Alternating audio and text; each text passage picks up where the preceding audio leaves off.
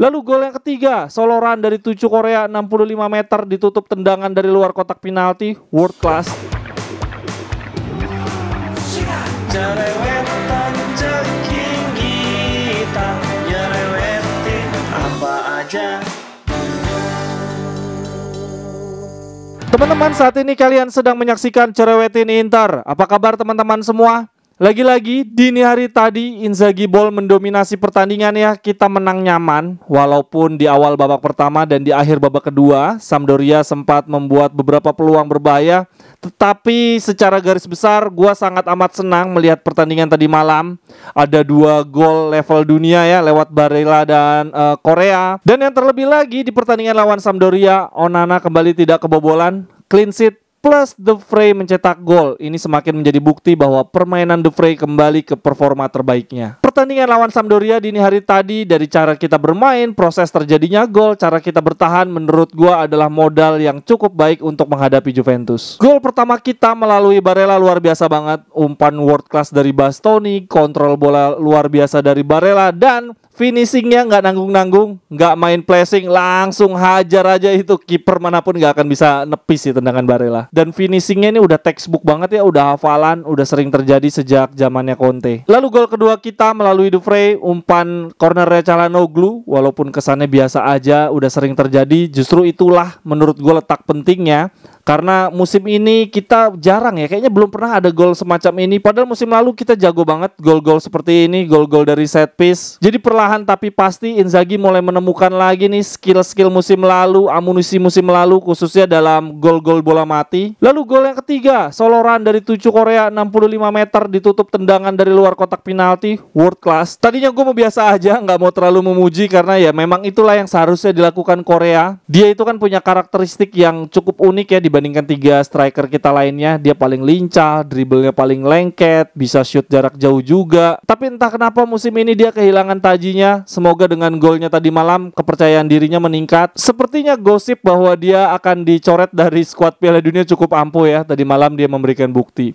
Walaupun dalam proses golnya itu ya teman-teman, posisinya Lukaku udah kosong banget. Kalau itu sampai nggak gol kita pasti maki-maki karena harusnya dia bisa ngoper ke Lukaku sih. Lalu ada beberapa peluang juga kita untuk mencetak gol. Zeko sempat one on one dengan kiper Sampdoria namun masih gagal. Lalu ada sempat kemelut tendangan di kotak penalti, Mkhitaryan dan Tucu Korea juga masih gagal. Kalau dilihat dari statistik expected goal kita 2,53, jadi ya pas lah nih kita menyelesaikan dengan 3 gol.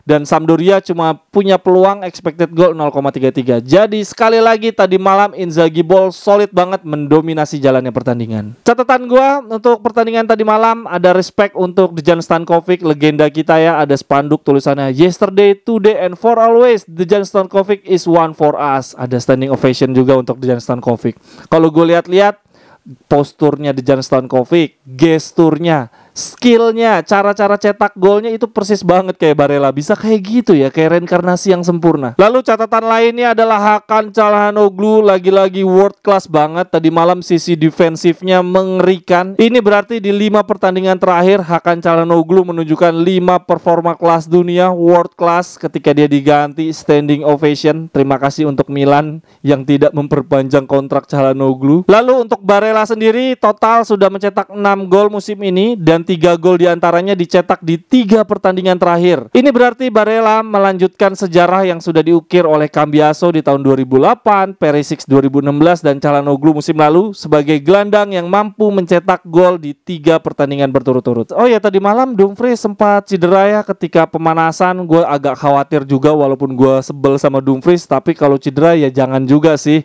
Kita butuh skuad yang sangat dalam untuk rotasi dan sepertinya Dumfries dalam keadaan baik-baik aja. Tadi malam selesai pertandingan, Dumfries bikin postingan di Instagram. Dia bikin status tulisannya, kita menang 3 kali dalam 7 hari, kemudian kita tetap terus bergerak maju. Terus ada netizen tuh nanya, Komstai apa kabar? Mungkin maksudnya nanya, lu cedera lu gimana? Terus si Dumfries menjawab, baik, no problemo, terima kasih banyak. Ini semoga artinya Dumfries dalam keadaan sehat-sehat aja ya. Karena setelah ini kita ada lawan Bayern Munchen, Juventus, Bologna dan Atlanta. Baru deh jeda Piala Dunia. Lalu hal menarik yang gue catat di pertandingan tadi malam adalah Lukaku kembali bermain. Setidaknya dia dapat 20 menit lah ya. Lumayan untuk meningkatkan stamina tubuh. Kalau gue lihat masih gembrot banget, larinya masih susah. Tapi lumayan lah ya dapat menit bermain. Semoga cepat mencapai level terbaiknya. Nanti di pertandingan lawan Munchen gue masih agak ragu dia bisa bermain sejak awal sih. Ini kan perlahan, waktu lawan Pilsen dia kayaknya dapat menit bermain 10 menit doang. Lalu tadi malam dapat 20 menit. Paling nanti di di pertandingan lawan Munchen sekitar masuk di menit 60 mungkin ya. Kayaknya gue masih agak ragu kalau Lukaku main 90 menit, takut para cederanya kambuh lagi. Sementara untuk Brozovic yang semula dikabarkan sudah bisa kembali ketika pertandingan lawan Munchen, lalu bisa full time di pertandingan lawan Juve, menurut gue kayaknya masih enggak juga. Dia cederanya kan panjang, pemulihannya pasti agak butuh waktu lebih lama ya. Tadi malam sendiri dia ada di bangku penonton, terus sempat ngasih standing applause ya untuk golnya Korea.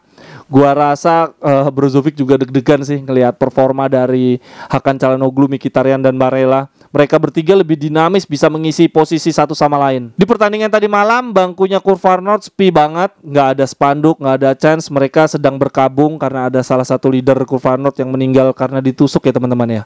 Di Italia serem juga nih, gue bingung deh. Di beberapa waktu sebelumnya juga sempat ada penembakan atau penusukan kan ya. Lalu apresiasi khusus harus gue berikan ke Onana sih, dia kembali clean sheet, cuma agak beda dengan clean sheet waktu lawan Pilsen kan dia nyaris cuma santai-santai aja, nggak ada peluang berbahaya dari Pilsen. Tadi malam dia melakukan 2 penyelamatan gemilang, yang pertama melalui kaki kiri, lalu yang kedua sempat ada bola liar dari Acerbi hampir aja bunuh diri. Dan dari pertandingan ke pertandingan gue makin lihat yang membedakan Onana dengan Handa memang dari sisi stamina dan insting ya, masih muda. Onana sering banget motong bola-bola crossing walaupun beberapa kali tangkapannya nggak lengket dan berisiko, tapi setidaknya masih mending lah. Itu kalau Handa bola crossing sering banget didiemin dan akhirnya ketika musuhnya bisa nyundul atau finishing dari bola-bola crossing, akhirnya Handa cuma bisa melongo. Sementara kalau Onana masih berani motong-motong bola. Oh ya, kemudian ada momen kontroversial.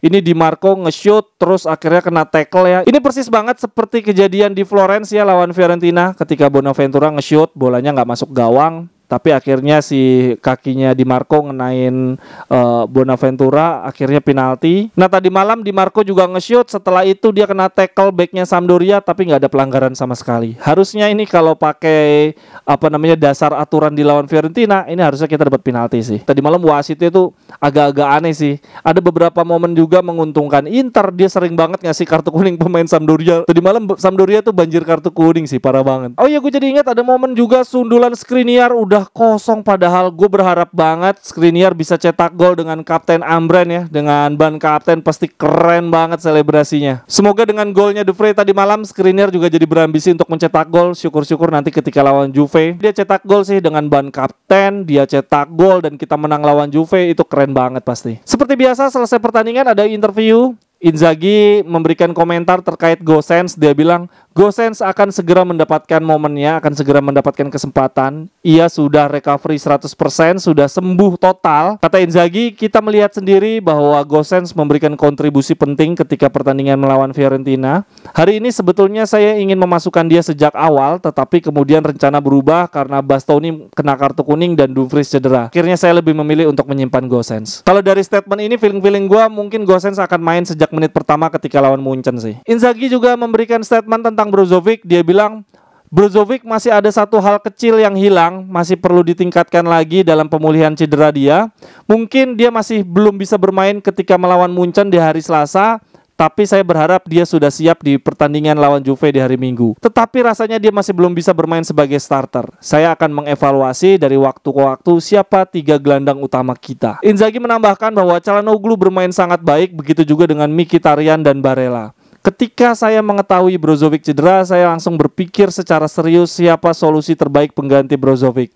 Dan setelah match lawan Roma, saya yakin bahwa Çalhanoğlu adalah pengganti yang tepat. Sementara untuk Aslani, menurut Inzaghi, Aslani saat ini masih berkembang, masih butuh waktu untuk meningkatkan kemampuannya karena ada persaingan berat untuk mengenakan jersey Inter. De Vrij juga tadi malam diwawancarai, dia bilang bahwa titik balik permainan kita dan permainan saya adalah ketika home melawan Barcelona. Kita bermain sangat fokus. Saya mendedikasikan gol ini untuk pacar saya yang sedang hamil. Saya akan menjadi seorang ayah. Mantap, selamat untuk De Vrij. Kemudian terakhir ada wawancara dengan Barella yang terpilih sebagai man of the match. Dia bilang bahwa kita memenangkan pertandingan ini, saya mencetak gol, kami mencetak banyak gol, dan berusaha untuk tidak menderita, tidak tertekan dan tidak kebobolan.